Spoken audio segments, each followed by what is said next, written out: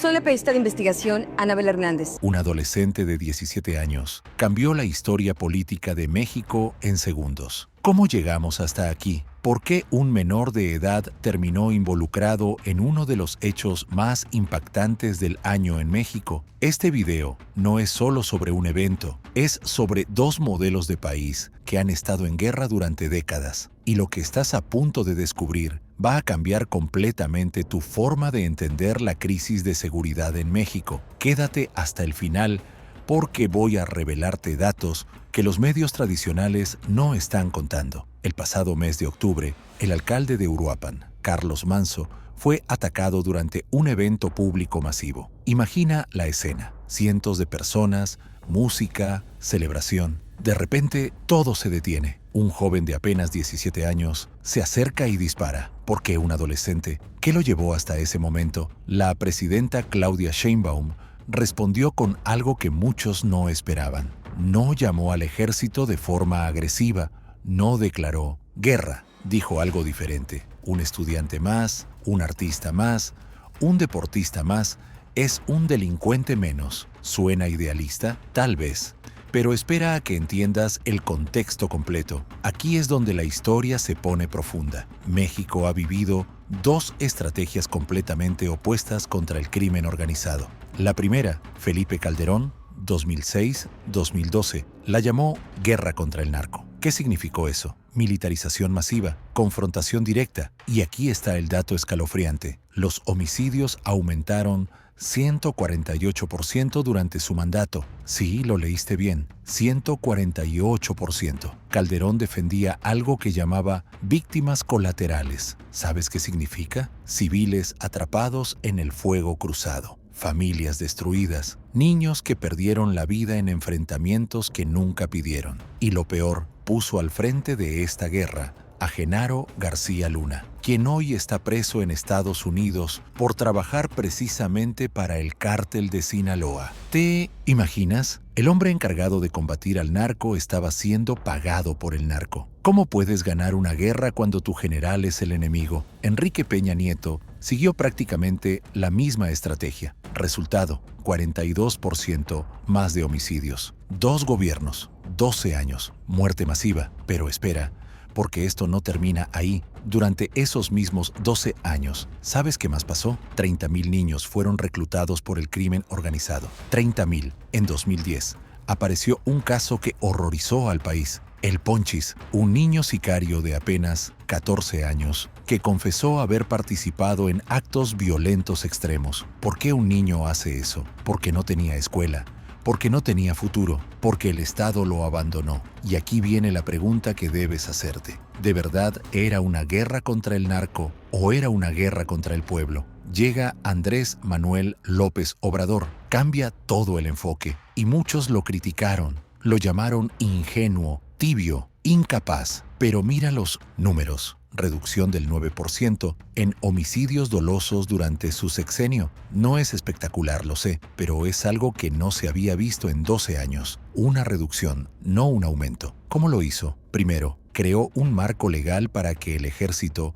actuara dentro de la ley, no como fuerza de ocupación. Segundo, fundó la Guardia Nacional, una institución civil de seguridad. Tercero, invirtió en los jóvenes. Universidades Benito Juárez, programa Jóvenes, construyendo el futuro, becas masivas. Cuarto, sacó a 3.5 millones de personas de la pobreza. ¿Ves la diferencia? No se trata solo de balas, se trata de opciones, porque un joven con futuro no necesita unirse al crimen organizado para sobrevivir. ¿Estás de acuerdo con esto o crees que es insuficiente? Déjalo en los comentarios. Ahora viene Claudia Sheinbaum, octubre 2024, primer mes completo de su gobierno. Los números son impresionantes. Reducción del 28% en homicidios dolosos comparado con el último año de López Obrador. Si medimos desde septiembre 2024 hasta octubre 2025, la reducción es del 37%. 37%. Eso significa 32 homicidios menos cada día. ¿Cómo lo está logrando? Fortaleció algo clave: inteligencia e investigación. No se trata de disparar primero y preguntar después. Se trata de saber exactamente a quién detener, cuándo y cómo. En 13 meses de su gobierno, se han detenido 37.000 personas relacionadas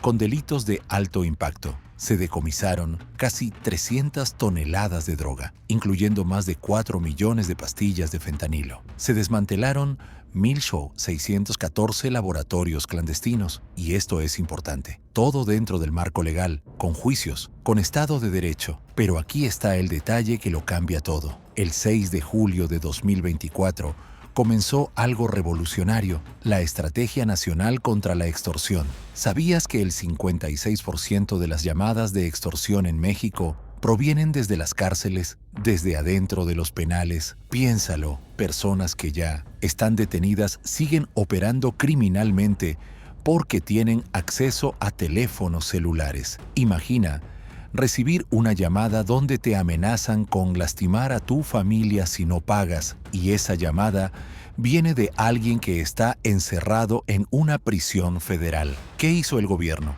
Bloqueó las señales de celular en 12 centros penitenciarios clave, instaló inhibidores de señal, tecnología avanzada de detección. Desde que empezó la estrategia, se han recibido más de 83.000 llamadas al número de emergencia 089. De esas llamadas, el 75% fueron extorsiones que no se consumaron porque los operadores acompañaron a las víctimas en tiempo real. Se generaron casi 3.000 carpetas de investigación, se detuvieron 478 personas por extorsión en 22 estados. Pero esto es lo más importante. La ciudadanía empezó a confiar. Antes nadie denunciaba porque tenían miedo. Ahora las denuncias se dispararon. ¿Por qué? Porque funciona, porque ven resultados. Volvamos al caso del alcalde de Uruapan. Carlos Manso era un hombre comprometido con su comunidad. Semanas antes de su muerte, había denunciado públicamente la existencia de un campo de reclutamiento y adiestramiento del crimen organizado cerca de la ciudad.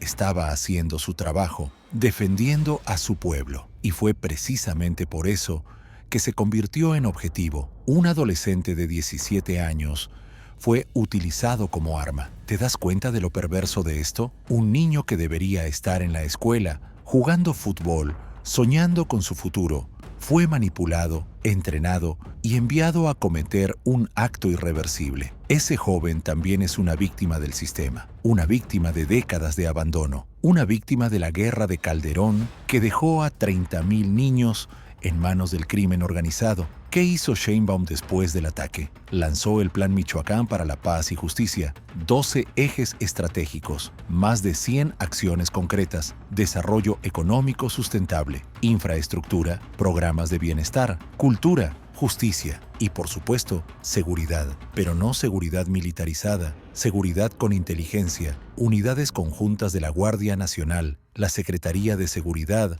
y la Fiscalía Estatal trabajando coordinadamente. Y aquí está el golpe maestro. 60 nuevas preparatorias en Michoacán, un modelo modular para zonas rurales y ciudades pequeñas, además de 16 preparatorias tradicionales. ¿Por qué? Porque cuando un joven termina la secundaria y no tiene dónde seguir estudiando, el crimen organizado está esperándolo en la esquina. Pero si tiene una preparatoria a 5 minutos de su casa, si tiene una universidad gratuita, si tiene un programa deportivo, si tiene una beca, entonces tiene opciones. Sheinbaum dijo algo poderoso en su conferencia. Uno que piensa que el pobre es pobre porque no trabaja versus uno que piensa que la historia de México representa valores. Ese es un proyecto de nación que hoy le llaman ultraderecha, y otro proyecto que es humanista, que creemos en el derecho a la educación, en el derecho a la salud, que creemos en las jóvenes y los jóvenes mexicanos. ¿Ves la diferencia? No se trata solo de estrategias de seguridad, se trata de dos visiones completamente opuestas de lo que debe ser un país. Una que cree que la solución es la mano dura, la violencia, la militarización extrema, incluso la intervención extranjera. Otra que cree que la solución está en darle oportunidades a la gente, en creer en tu propio pueblo. Ahora déjame mostrarte algo que nadie está hablando. Mientras Sheinbaum presenta estos resultados, algunos personajes del pasado están regresando. Felipe Calderón, sí, el mismo que dejó 148% más de homicidios, apareció recientemente en un foro empresarial en Argentina. ¿Sabes qué dijo? Que su guerra contra el narco funcionó, que debería regresar esa estrategia, que todo se echó a perder porque los gobiernos siguientes no la continuaron. ¿En serio? ¿Funcionó? Déjame repetirte los números. 148% de menos. Aumento en homicidios. 30.000 niños reclutados por el crimen organizado. Genaro García Luna trabajando para el cártel. Miles de víctimas colaterales. Familias destrozadas. Comunidades enteras desplazadas. A eso le llamas éxito. Y hay algo aún más peligroso. Algunos sectores están pidiendo la intervención de Estados Unidos en México. Imagina eso, que un país extranjero entre militarmente a tu territorio. ¿Sabes qué pasó la última vez que Estados Unidos intervino en México? Nos quitaron la mitad del territorio. Texas, California, Nuevo México, Arizona, Nevada, Utah, partes de Colorado, Wyoming, Kansas y Oklahoma. Todo eso era México. Sheinbaum fue clara. Podemos colaborar como vecinos, como socios, como países con pueblos hermanos, pero no somos colonia de nadie. Somos un país soberano e independiente. ¿Estás de acuerdo con defender la soberanía nacional o crees que se necesita ayuda externa? Coméntalo. Ahora hablemos de algo que está funcionando pero que casi nadie conoce. El mayor puente aéreo en la historia de México. ¿Para qué? Para ayudar a víctimas de desastres naturales. Cuando las intensas lluvias golpearon Hidalgo, Veracruz, Puebla, Querétaro y San Luis Potosí, el gobierno desplegó 47 aeronaves, más de 160 operaciones aéreas, más de 500 toneladas de insumos vitales transportados, despensas, agua potable, instalación de albergues, cocinas comunitarias, remoción de escombros. ¿Ves?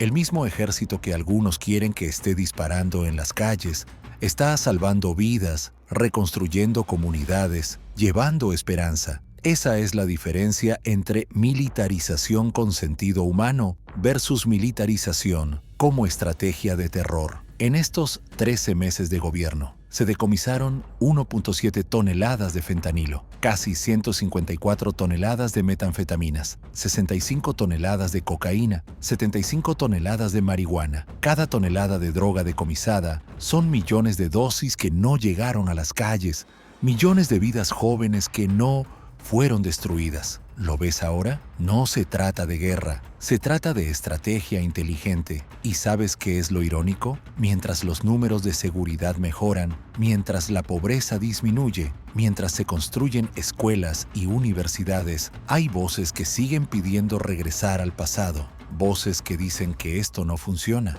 voces que piden más violencia, más militarización, más intervención extranjera. Esas mismas voces estuvieron en silencio durante los 12 años de Calderón y Peña Nieto. Firmaron un pacto de silencio con García Luna. No dijeron nada cuando 30.000 niños fueron reclutados. No dijeron nada cuando los homicidios se dispararon. Pero ahora que los números mejoran, critican. Ahora que hay una estrategia diferente, atacan. ¿No te parece sospechoso? Déjame contarte algo sobre el joven de 17 años que disparó contra el alcalde de Uruapan. Ese joven no nació siendo un criminal, nació siendo un bebé inocente como todos. Alguien lo cargó, alguien lo alimentó, alguien le enseñó a caminar. Pero en algún momento del camino, el Estado mexicano lo abandonó. No tuvo escuela cerca, no tuvo oportunidades, no tuvo futuro. Y el crimen organizado le ofreció lo que el Estado le negó: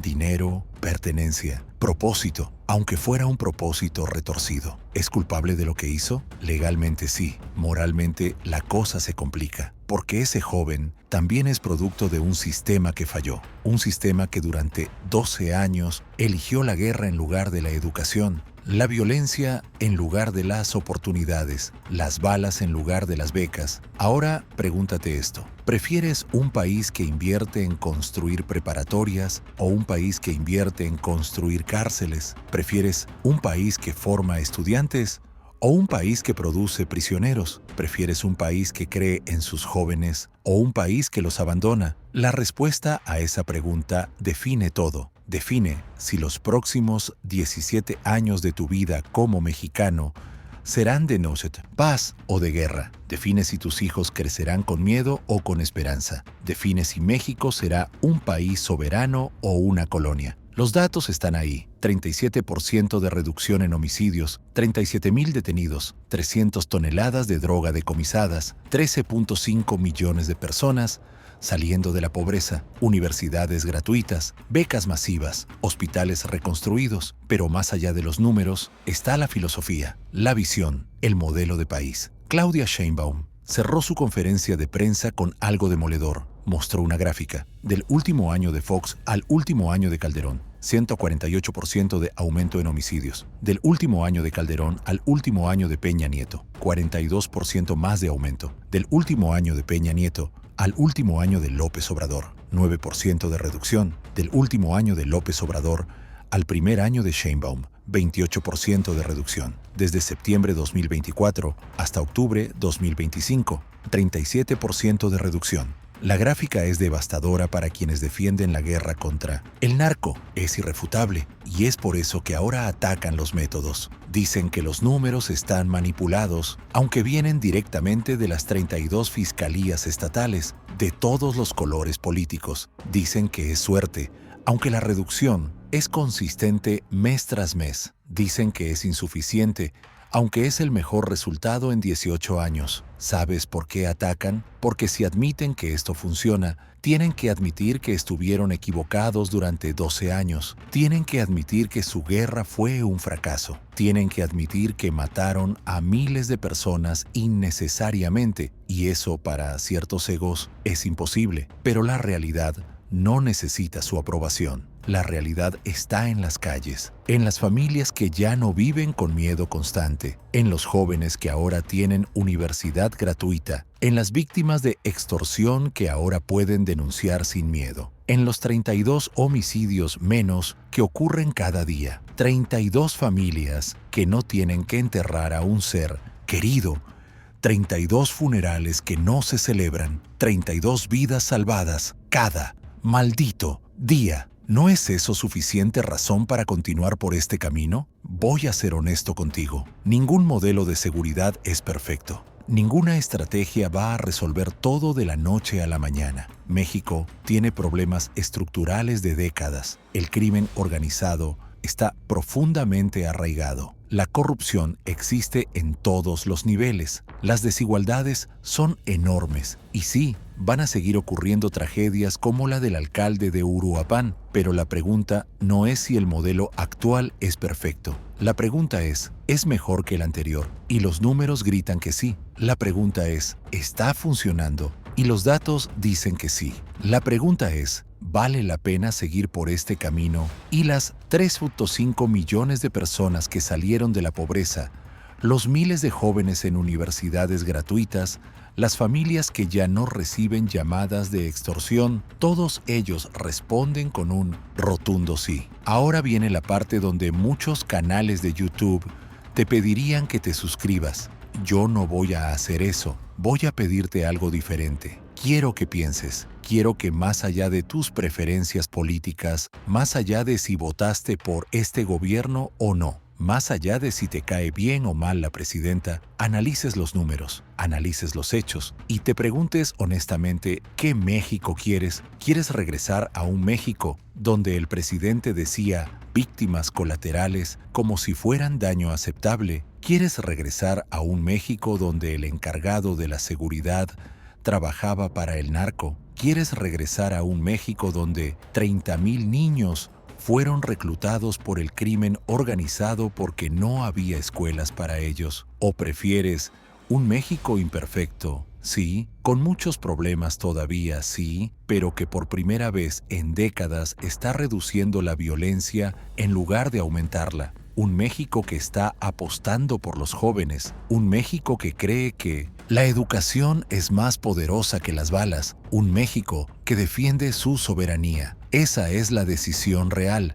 No es entre partidos políticos. Es entre modelos de país, entre visiones de futuro, entre creer en tu pueblo o abandonarlo. El joven de 17 años que disparó contra el alcalde de Uruapan está detenido, va a enfrentar las consecuencias de sus actos, como debe ser, pero hay millones de jóvenes de 17 años en México que están en este momento en una encrucijada. Algunos viven en comunidades donde el crimen organizado recluta activamente, donde los sicarios son los únicos que tienen dinero, donde unirse a un cártel parece la única forma de sobrevivir. ¿Qué les ofrecemos a esos jóvenes? ¿Una bala o una beca? ¿Una celda o una escuela? ¿Un fusil o un futuro? Esa pregunta la responde el modelo de país que elijas. Y no la respondes solo en las urnas cada 6 años. La respondes todos los días con lo que defiendes, con lo que compartes, con lo que crees. Por eso este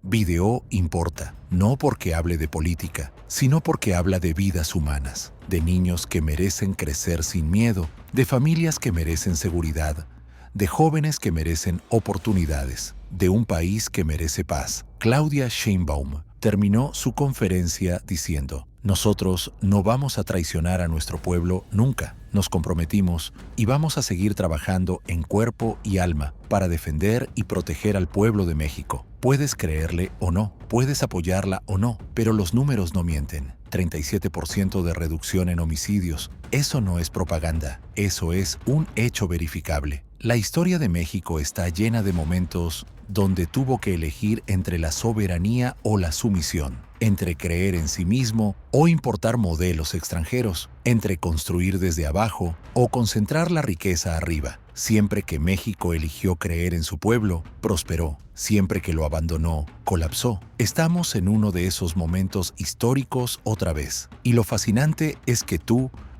que estás viendo este video, eres parte de esa decisión, porque la batalla no solo se da en el Palacio Nacional, se da en cada conversación, en cada debate, en cada vez que alguien dice: los jóvenes no sirven, y tú respondes: los jóvenes son el futuro. En cada vez que alguien pide guerra y tú respondes: queremos paz. El alcalde Carlos Manzo murió defendiendo a su comunidad. Eso es heroico, eso merece justicia. Y la mejor forma de honrar su memoria no es pidiendo más violencia, es construyendo el México que él quería para Uruapan. Un México donde los alcaldes no tienen que temer por sus vidas, donde los jóvenes no son reclutados por el narco, donde las familias viven en paz. Ese México es posible. Los números lo demuestran. La reducción del 37% en homicidios lo demuestra. Las 300 toneladas de droga decomisadas lo demuestran. Los 37,000 detenidos lo demuestran.